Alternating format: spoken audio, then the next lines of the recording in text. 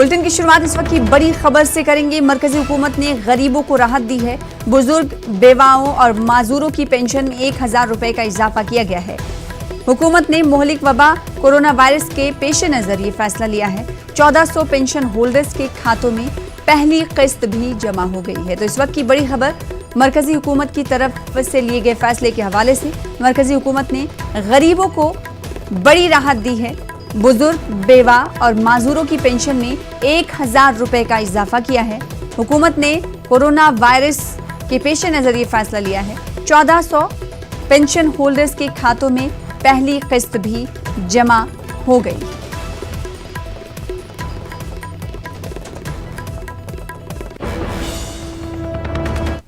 Corona पर वुज़रा जमात की meeting खत्म हो चुकी है। इस मीटिंग में लॉकडाउन के खत्म होने को लेकर कोई भी फैसला नहीं हुआ। फिलहाल प्रकाश जावड़ेकर ने कहा कि हालात की संगीनी को देखकर फैसला लिया जाएगा। ये मीटिंग राजस्थान की राजनाथ सिंह की रिहाइश गाह पर हुई थी। इस मीटिंग में अमित शाह, किशन रेड्डी, स्मृति ईरानी और प्रकाश जावड़ेकर शामिल रहे।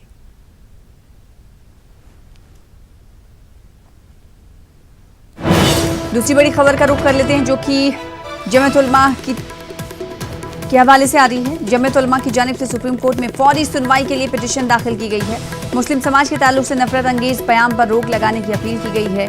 पिटीशन में कहा गया है कि नफरत का बाजार गर्म हो रहा है। दिल्ली फसाद की वजह से ऐसे माहौल खराब होने की कोशिश हो रही है। माहौल खराब करने की कोशिश पर फौरी रोक लगाई जाए।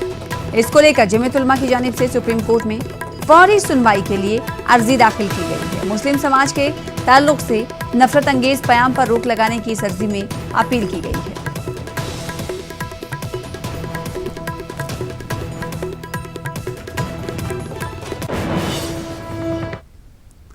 दिल्ली के तबलीगी निजामुद्दीन में तबलीगी जमात के मरकज को दिल्ली फायर सर्विस की जानिब से सैनिटाइज किया जा रहा है। खास केमिकल और दवाओं से मरकज के अहाते में छिड़काव किया जा रहा है। वाज़ेह है कि निजामुद्दीन के तबलीगी जमात में कई अफराद के कोरोना पॉजिटिव होने की तस्दीक हुई थी, जिसके बाद इस पूरे मरकज को खाली कराया गया था। इस वक्त मैं निजामुद्दीन इलाके में हूँ। यहाँ पर फायर ब्रिगेड की टीम पहुँची है जो यहाँ पे इस इलाके को सैनिटाइज कर रही है। सर, मैं सबसे पहले आपका नाम और आपका डेजिग्नेशन जानना चाहेंगे और किस तरह से यहाँ पर आप लोग सैनिटाइज कर रहे हैं। सर, मेरा नाम रामवीर सिंह है। मैं LF 180/56 प्रसाद नगर फायर स्टेशन से आया हूँ। मुझे कल ऑर्डर मिला था कि आप मरकज में जाओगे और मरकज को सैनिटाइज करके आओगे। मैं यहाँ पहली बार आ रहा हूँ। मेरी फायर टीम पहले भी आ चुकी है और एक बार MCD की भी, ये तीसरी बार सैनिटाइज बिल्डिंग हो रही है। ये मरकज बिल्डिंग तीसरी बार सैनिटाइज हो रही है। अब जिसमें छोटे बहुत कहीं भी अगर वायरस होगा उसको ख़त्म करेंगे। टेक्निकल तौर पे हम जानना चाहेंगे कि फायर ब्रिगेड किस तरह से काम करती है। क्या वो सिर्फ पानी का बौछार किया जाता है या कुछ और विशेष? सर, इसके अंदर केमिकल होता है जो कीटाणुओं को, विषाणुओं को, वायरस को जो ख़त्म करता है वो केमिकल होता है। उस केमिकल का स्प्रे करेंगे। ब्लीचिंग है और भी कई केमिकल्स होते हैं जो कि क्लीन करते हैं एटमॉस्फेयर को। फायर सर्विस की जो टीम है यहाँ पे मरकज पे पहुंची है और यहाँ पर जो दिल्ली फायर सर्विस की तरफ से पूरे मरकज को सैनिटाइज करने का काम चल रहा है।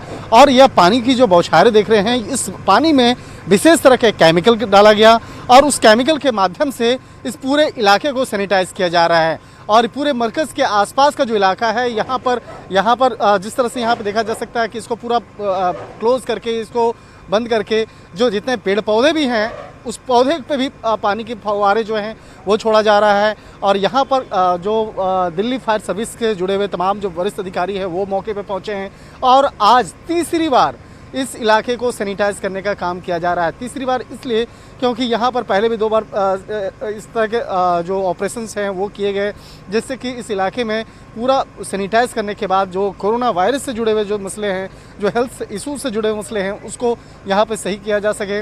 और यहाँ पे देखा जा सकता है कि विशेष केमिकल से लैस दिल्ली फायर सर्विस के जो तमाम जो अधिकारी हैं और वो यहाँ पे पहुँच करके इस पूरे इलाके को सैनिटाइज करने का बेहतर प्रयास कर रहे हैं। वीडियो जर्नलिस्ट नरेश के साथ शंकर आनंद, न्यूज़ 18 दिल्ली। मुल्क में कोरोना वायरस की वजह से जिंदगी ठहर सी गई है। दिल्ली के शाहीन बाग इलाके में भी सन्नाटा पसरा है। खास बात यह है कि CA के खिलाफ चल रहे एहतजाज वाली जगह भी अब पूरी तरह वीरान है। कोरोना वायरस के चलते एहतजाजियों ने खुद इलाके को खाली करने का फैसला लिया था। कोरोना वायरस की वजह से पूरे मुल्क को लॉकडाउन कर दिया गया। अभी काफ़ी दिन बाकी हैं, लेकिन इस बीच ज़िंदगी जैसे ठहर सी गई है। इस वक्त हम शाहीन बाग के इलाके में हैं। ये वही जगह है जहां पर धरना प्रदर्शन हुआ करता था। आज यहां पर सन्नाटा पसरा है। एक ज़माना था यहां पर हज़ारों की तादाद में लोग जमा होते थे, लेकिन उसके बाद यहाँ इस पूरे इलाके को कार्रवाई करते हुए खाली करा लिया गया। लेकिन उसके बाद भी इस पूरे इलाके में सन्नाटा जो लगातार देखने को नहीं मिल रहा था, बल्कि यहाँ पर काफ़ी लोग घूम रहे थे। बड़ी संख्या में, बड़ी तादाद में यहाँ पर पुलिस एहलकारों, सिक्योरिटी के जवानों को लगाना पड़ा था। लेकिन अब आप देखेंगे इस इलाके में सिर्फ इक्का दुक्का लोग अपने काम से निकलते हुए ज़रूर नज़र आ रहे हैं, लेकिन वैसे पूरा इलाका सन्नाटा में एक तरह से सन्नाटा पसरा हुआ दिखाई देगा। हर जगह आपको कुछ लोग ज़रूर दिखाई देंगे जो इधर उधर आ जा रहे हैं, लेकिन यहाँ भीड़ और बहुत ज़्यादा पॉपुलेटेड मुस्लिम एरिया होने के बावजूद तमाम लोग जो लॉकडाउन है उस पर अमल कर रहे हैं और कहीं ना कहीं उस खतरे को समझ रहे हैं जो खतरा मुल्क के सामने नज़र आ रहा है। क्योंकि जिस तरह से तबलीगी जमात का मामला सामने आया, उसके बाद से लोगों में काफ़ी ज़्यादा जागरूकता और बेदारी आई है। लेकिन अब तमाम के तमाम लोग लॉकडाउन को ही, घरों में रहने को ही समझ रहे हैं। अगर वो घरों में हैं तो सुरक्षित और महफूज हैं। कैमरामैन सोनू मंडल के साथ खुर्रम शहजाद, न्यूज़ 18 दिल्ली। हैदराबाद पुलिस की जानिब से लॉकडाउन की खिलाफवर्जी करने वालों पर ड्रोन के जरिए निगरानी की जा रही है और लॉकडाउन की खिलाफवर्जी करने वालों पर जुर्माने भी आयद किए जा रहे हैं। ड्रोन को महकमे पुलिस अपनी गाड़ियों में और जरासीम, बैक्टीरिया और जरासीम कुछ अद्वियात से पाक करने के लिए भी इस्तेमाल कर रहा है। देखिए इस हवाले से रिपोर्ट।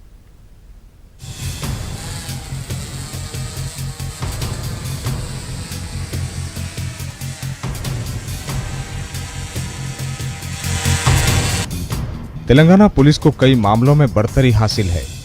हैदराबाद के हुदूद में वाक़े रचाकुंडा पुलिस ने लॉकडाउन की निगरानी करने के लिए जदीद टेक्नोलॉजी का इस्तेमाल किया है। लॉकडाउन की खिलाफ वर्जी करने वालों के खिलाफ अब ड्रोन कैमरों से नजर रखी जा रही है। ड्रोन कैमरे फौरी तौर पर तस्वीर कशी और वीडियोस के जरिए कंट्रोल रूम को आगाह करने के साथ साथ लाउडस्पीकर के जरिए ऐलान करने में भी पुलिस की मदद कर रहे हैं। कमिश्नर पुलिस रचाकुंडा महेश भागवत ने कहा कि कोविड-19 के लॉकडाउन पर अमलावरी में इन ड्रोन कैमरों को इस्तेमाल किया जा रहा है। बिलखुसूस ऐसे इलाके जहां कोरोना वायरस के मामलात पाए गए, इन इलाकों में लॉकडाउन पर सख्ती से अमल आवरी के लिए ड्रोन कैमरों से निगरानी की जाएगी। कमिश्नर पुलिस ने बताया कि साइबराबाद पुलिस कमिश्नरेट में ड्रोन का इस्तेमाल जारी है। ताहम रच्चाकुंडा में ये अपनी नौयत का पहला मौका है जिसमें ड्रोन से न सिर्फ निगरानी बल्कि पुलिस अमले के लिए फौरी अहकामात और अवाम के लिए ऐलानात भी किए जा सकते हैं।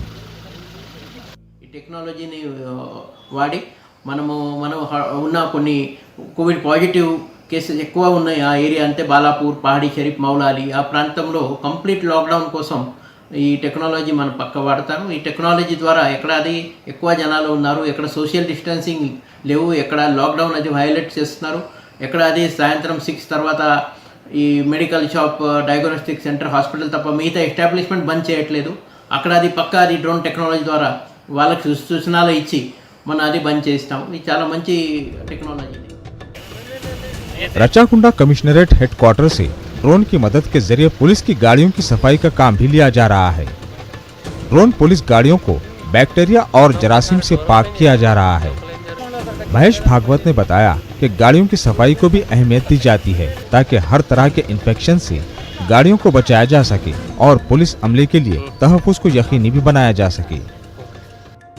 వెహికల్స్ సిమ్మది డిస్ఇన్ఫెక్షన్ టెక్నాలజీ అది హర్ష టొయోటోతో పార్ట్నర్షిప్ చేస్తూ మా వెహికల్స్ ఎక్కువ మా వెహికల్ ఇప్పుడు ఈ హెల్త్ డిపార్ట్మెంట్తో ఈ కోవిడ్ పాజిటివ్ పేషెంట్స్ అది వాళ్ళ హెల్త్ డిపార్ట్మెంట్ అంబులెన్స్లో ట్రాన్స్ఫర్ చేస్తున్నారు, వాళ్ళతో పాటు మా వాళ్ళు కూడా వెళ్తున్నారు, తర్వాత క్వారంటైన్ దగ్గర మన చేస్తున్నారు। సో అన్నీ మా వెహికల్ డిస్ఇన్ఫెక్షన్ చేయాల ఉద్దేశంతో ఈ టెక్నాలజీ ఒక స్పెషల్ అది ఇన్స్ట్రుమెంట్ ఉంది, ఆ ఇన్స్ట్రుమెంట్ని వినియోగించి लॉकडाउन पर सख्ती से अमलावरी में महकमे पुलिस का अहम किरदार रहा है। लॉकडाउन की खिलाफ वर्जी करने वालों और बिना किसी जरूरत वजह से बाहर निकलने वालों पर पुलिस मोटरसाइकिलों पर जुर्माना आयद कर रही है। जरूरी अशिया, सब्जियों और राशन की दुकानों में समाजी फासले को बरकरार रखने के लिए खाकी वर्दी का अहम रोल है। पुलिस लॉकडाउन की खिलाफ वर्जी करने वालों पर ड्रोन के जरिए निगरानी कर रही है। लॉकडाउन अवाम की बेहतरी के लिए है। कोरोना से लड़ी जाने वाली जंग में अवाम हुकूमत और पुलिस से ताउन करें और खुद को घर में महफूज रखें। Bureau report, news 18 Urdu. Andhra Pradesh में मोहलिक वबा कोविड-19 के मुतासरीन की तादाद में हर दिन मुसलसल इजाफा देखा जा रहा है। रियासत में 303 कोरोना के मुस्बत मामले दर्ज किए गए हैं। जिला कर्नूल में सबसे ज्यादा 74 मामले दर्ज हुए हैं। इसी तरह नीलूर में 42, गुंटूर में 32, जिला कृष्णा में 29, कड़पा में 27, प्रकाशम में 24, मगरबी गोदावरी में 21, मशरकी गोदावरी में 11, विशाखापट्टनम में 20 और अनंतपुर में 6 केस दर्ज किए गए हैं। कोरोना के बढ़ते मामले को देखते हुए हुकूमत ने हाई अलर्ट जारी किया है। कोरोना पॉजिटिव मामले वाले इलाकों में नोटिस लगा दी गई है। पॉजिटिव पाए गए इलाके के अतराफ 5 किलोमीटर तक रेड जोन करार दिया गया है। हुक्काम लॉकडाउन पर सख्ती से अमल कर रहे हैं। ज्यादातर कोरोना केसेस के इलाकों को हॉटस्पॉट करार दिया गया है। दिल्ली के मरकज से वापस होने वाले अफराद की जियो टैगिंग की जा रही है। क्वारंटाइन किए गए अफराद की निगरानी के लिए खुसूसी टीमें बनाई गई हैं। विजयवाड़ा के सरकारी अस्पताल में कोविड-19 के लिए खुसूसी वार्ड बनाया गया है। वहीं तेलंगाना में कोरोना के पॉजिटिव केसों की तादाद 300 के पार हो गई है। इस दौरान तेलंगाना सीएम केसीआर ने पीएम मोदी से लॉकडाउन की मुद्दत बढ़ाने पर जोर दिया। केसीआर ने कहा कि वायरस से महफूज रहने का लॉकडाउन ही बेहतरीन तरीका है। केसीआर हैदराबाद में मीडिया नुमाइंदों से बातचीत कर रहे थे। केसीआर ने कहा कि कोरोना मरीजों के लिए 8 अस्पताल मखसूस किए गए हैं और जरूरत पड़ी तो अमले की तादाद में इजाफा किया जाएगा। वजीर आला ने कहा कि इलाज के बाद अब तक 30 मरीजों को छुट्टी दी गई है। मजीद 20 मरीजों को आज छुट्टी दी जाएगी। हमारे पास कोई चारा नहीं है, लॉकडाउन को कंटिन्यू करना चाहिए। 15 अप्रैल के बाद में भी मैं माननीय प्रधानमंत्री जी से अनुरोध करता हूं कि लॉकडाउन को 15 तारीख के बाद भी एक्सटेंड करना चाहिए। इसमें कोई झिझकने की जरूरत नहीं है, इसलिए कोई शंका भी नहीं रखना चाहिए। हमारा इकोनॉमिक्स खराब होता है तो रिकवर हो सकते हैं, कोई बड़ी बात नहीं। 6 साल महीने लगेंगे, हम सैक्रिफाइस भी करेंगे, कुछ एक अच्छे काम कर सकते हैं। बंगाल में कोरोना वायरस की सूरत-ए-हाल काबू में होने का दावा करते हुए वजीर आला ममता बनर्जी ने कहा कि खौफजदा होने की जरूरत नहीं है। वजीर आला ने कहा कि बंगाल में अब तक कोरोना वायरस के कुल 61 मामले सामने आए हैं और मरने वालों की तादाद महज 3 हैं। वजीर आला ने रियासत के अवाम को यकीन दिलाया है कि बंगाल हुकूमत कोरोना वायरस के खिलाफ हर मुमकिन कोशिश कर रही है। साथ ही उन्होंने कुछ सियासी जमातों को तनकीद का निशाना बनाते हुए कहा कि कुछ सियासी जमातें और उनकी IT सेल कोरोना वायरस पर भी सियासत कर रही है, जबकि ये वक्त सियासत का नहीं है। कोरोना के 61 मरीजों में 17 गैर मुल्की हैं। लॉकडाउन की वजह से होने वाले नुकसानात का जायजा लेने के लिए नोबेल इनाम याफ्ता अभिजीत बनर्जी की क़यादत में हुकूमत ने ग्लोबल एडवाइजरी बोर्ड की भी तश्कील की है। इस कमेटी की क़यादत नोबेल इनाम याफ्ता अभिजीत बनर्जी के सुपुर्द किया गया है। वजीर आला ममता बनर्जी ने कहा कि ये बोर्ड रियासत के माशी उमूर पर हुकूमत को तजवीज़ देगी और किस तरह से लॉकडाउन का असर दिख रहा है और साथ ही साथ लॉकडाउन के असर को देखते हुए आवाम की परेशानियां किस हद तक कम की जा रही हैं हुकूमत की तरफ से, जानने की कोशिश करेंगे। हमारे साथ हमारी नुमाइंदा बंगाल से जुड़ रही हैं, कोलकाता से शबाना एजाज, उनका रुख करेंगे। शबाना, ममता बनर्जी तो कह रही है कि लड़ने के लिए उनकी रियासत पूरी तरह से इस कोरोना वायरस से तैयार है। एक तरफ लॉकडाउन जारी है, दूसरी तरफ आवाम को परेशानियों का सामना करना पड़ रहा है। हम देख रहे हैं कि कई ऐसे इलाके हैं जहां पर इलाकों में चूल्हा तक नहीं जलने की खबर हम तक आई है। क्या इन तमाम चीज़ों को वज़ीर आला ममता बनर्जी करीब से देख रही हैं? अगर देख रही हैं तो उनकी तरफ से क्या कुछ इक़दाम अब तक किए गए?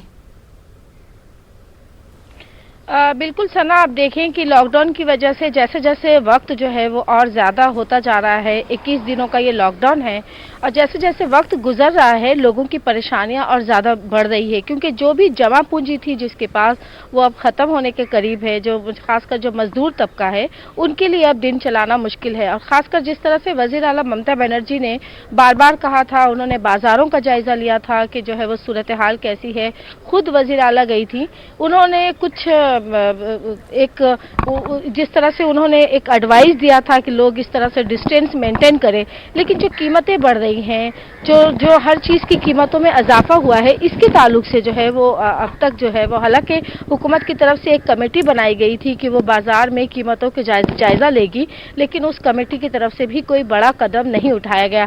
साथ ही साथ आप देखें कि कुछ मिनिस्टर्स की तरफ से या सरकार की तरफ से लोगों के लिए मदद की जा रही है, लोगों को जो है वो मुफ्त खाना तकसीम किया जा रहा है, लेकिन वो भी कहा यह जा रहा है कि हम 10 दिनों के लिए यहाँ खाना जो है वो तकसीम करेंगे, लेकिन 10 दिनों के बाद क्या होगा, या शायद उनके पास जो है वो जिस तरह की उनके पास जो फंड आने चाहिए थे वो उस तरह से नहीं पहुंचे हैं। और यही वजह है कि बंगाल में जिस तरह से बार बार वज़ीर आला ममता बनर्जी कह रही हैं कि उनके पास फंड की कमी है। हालांकि उन्होंने दावा किया है कि हालात जो है वो काबू में रहेंगे, लेकिन उसके साथ साथ वो फंड की कमी का रोना रो रही हैं। तमाम वज़रा भी जो है वो यही बात कर रहे हैं कि जिस तरह से मरकज़ से मदद मिलनी चाहिए थी वो मदद नहीं मिली है। तो एक तरह से लॉकडाउन है, पूरे बंगाल में, पूरे मुल्क में लॉकडाउन है, बंगाल के लोग भी इससे मुतासिर हो रहे हैं, गरीब तबका परेशान हो रहा है। हुकूमत की कोशिश है कि गरीबों की मदद की जाए, लेकिन जिस तरह से सियासी जो ताना बाना है या सियासी तौर पर जिस तरह से मिलजुल कर तमाम सियासी जमातों को मिलजुल कर काम करने चाहिए थे वो नजर नहीं आ रहा है। अगर वज़ीर आला ममता बनर्जी बार बार ये कहती हैं, खुद वज़ीर आज़म को उन्होंने खत लिखा है कि वो जो उनके जो है उनको फंड दिया जाए, तो इस ताल्लुक से मरकज़ जो है वो क्यों खामोश है, ये एक बड़ा सवाल है। और जिस तरह से आप देखें कि वज़ीर आला ममता बनर्जी ने कहा है कि कुछ सियासी जमातें और उनकी IT सेल की तरफ से जो है वो अफवाहें फैलाई जा रही है, तो सवाल ये उठता है कि क्या ऐसे मौके पर भी हर सियासी जमात की यही कोशिश होगी कि वो अपने आप को या अपनी इमेज को बेहतर बनाने के लिए जो है वो खुद को बेहतर साबित करने के लिए एक दूसरे पे कीचड़ उछाले, या फिर ज़रूरत इस बात की है कि वो तमाम सियासी जमातें जो है वो एक साथ मिल बैठकर जो है वो काम करें। जिस तरह से आज खबर आई है कि रियासती सेक्रेटेरिएट नौबर्नो में CPM के लीडरान जो है वो वहाँ जाएंगे और एक ऑल पार्टी मीटिंग में शिरकत करेंगे। हालांकि अब तक इस ताल्लुक से तय नहीं हुआ है, ऐसी खबरें आ रही हैं। तो अगर ये होता है तो ये बंगाल की सतह पर, रियासती सतह पर ये एक बड़ा कदम होगा, क्योंकि जो पार्टियां एक दूसरे के बिल्कुल कह सकते हैं कि दूरी बनी हुई थी और एक दूसरे को जो है सियासी हरीफ समझते हैं, अगर वो सियासी जमातें एक साथ मिल बैठकर कोरोना के ताल्लुक से बातचीत करेंगी और इस तरह बंगाल के अवाम को हो रही परेशानियों के ताल्लुक से एडवाइस दी जाएगी और इस एडवाइस को हुकूमत अगर मानती है तो ये अपने आप में एक बड़ा कदम होगा। और शायद इस तर्ज पर जो है वो तमाम सियासी जमातों को, चाहे वो रियासती सतह की हो या वो मरकजी सतह की, तमाम सियासी जमातों, क्योंकि ये मामला जो है वो मुल्क का है और जिस तरह से मुल्क के अवाम परेशान हो रहे हैं लॉकडाउन की वजह से, तो तमाम सियासी जमातों को एक दूसरे के मुतालबों को सुनना चाहिए, जिसका जो है बंगाल के हवाले से अच्छी खबर ये है कि कुल 61 मामले ही पॉजिटिव केसेस अब तक सामने आए हैं। ऐसे में जरूरत इस बात की है कि वजीर आला को इस तरफ ध्यान देना चाहिए ताकि ये मामले, केसेस आगे ना बढ़ें। इसको लेकर अगर बात की जाए क्वारंटाइन सेंटर की और आइसोलेशन सेंटर की, डॉक्टर्स के अमले की, तो किस हद तक तैयार दिख रहा है बंगाल रियासत? देखिए, बंगाल जो है वो, हालांकि बंगाल में सेहती एतबार से जिस तरह से यहाँ जो है वो इलाज जो है वो बेहतर तरीके से, यहाँ जो सरकारी अस्पतालें हैं वहाँ की कंडीशन जो है वो बहुत ज़्यादा अच्छी नहीं थी, लेकिन जिस तरह से कोरोना को लेकर हुकूमत ने तैयारी की वो अपने आप में जो है वो काफ़ी अहम है।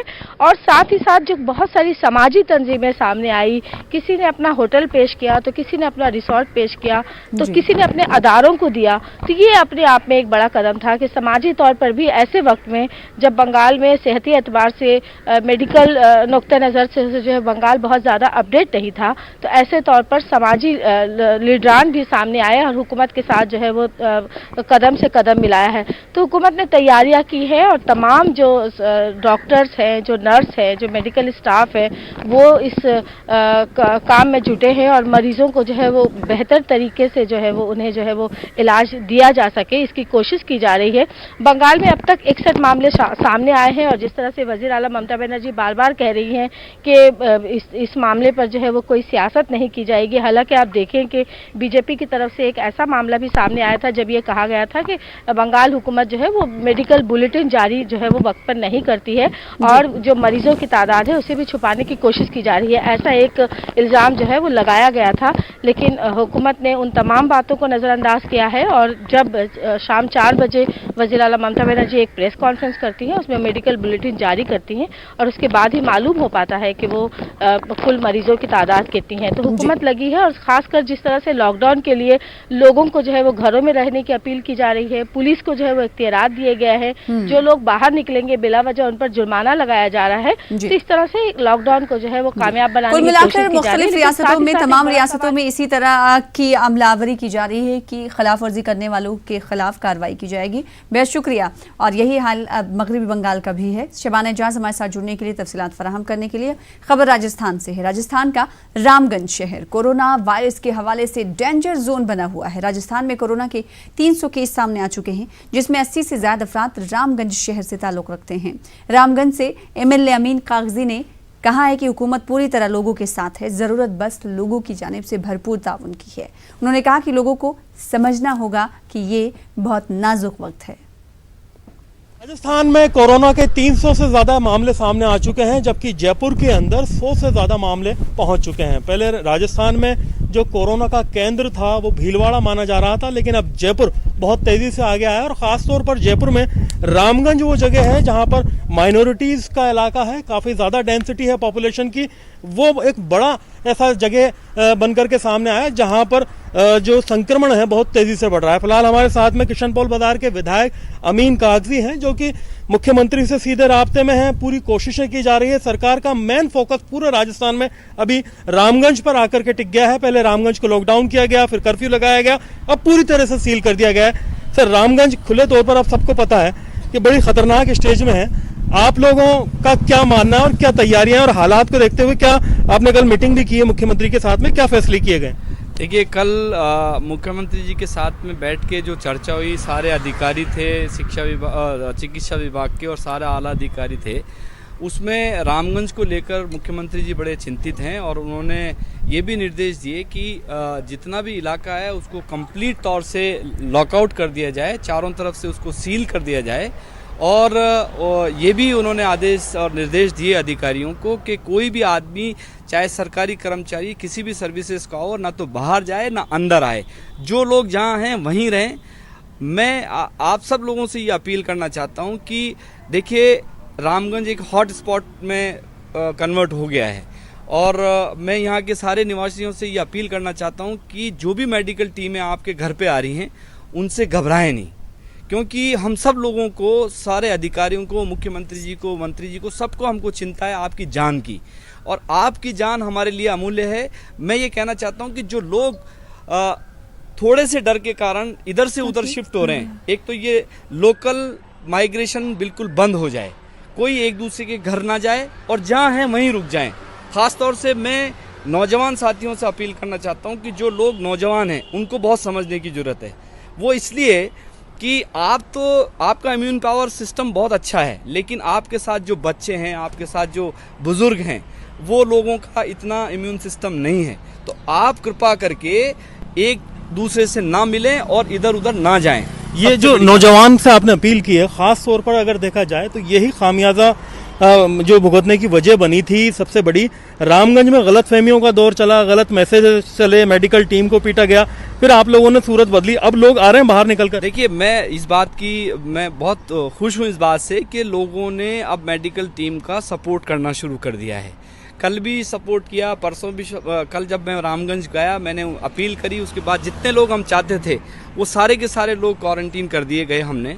और आज हमने रामगंज जो मेडिकल हॉस्पिटल है, रामगंज CSC हॉस्पिटल है, वहाँ पे एक जांच का एक केंद्र बनाया है, ताकि जो लोग first contact, second contact, third contact जो लोग हमारे पास लिस्ट आउट हुए हैं, उनको लाकर सरकार उनकी तुरंत जांच कर रही है, ताकि हम लोगों को, जिन लोगों की हमें ज़रूरत है, जो पॉजिटिव या पॉजिटिव होने की आशंका है, उन्हीं लोगों को हम जाके क्वारंटीन कर सकें, ताकि वो जो साथ में जो लोग रह रहे हैं वो इन्फेक्टेड ना हों। तो मतलब सीधे तौर पे कोरोना की जांच रामगंज में ही हो सकेगी, बाहर जाने की जरूरत नहीं? अब बिल्कुल बाहर जाने की जरूरत नहीं है। यथासंभव हम ये कोशिश कर रहे हैं कि जितना हम कर सकें वहीं पे करें।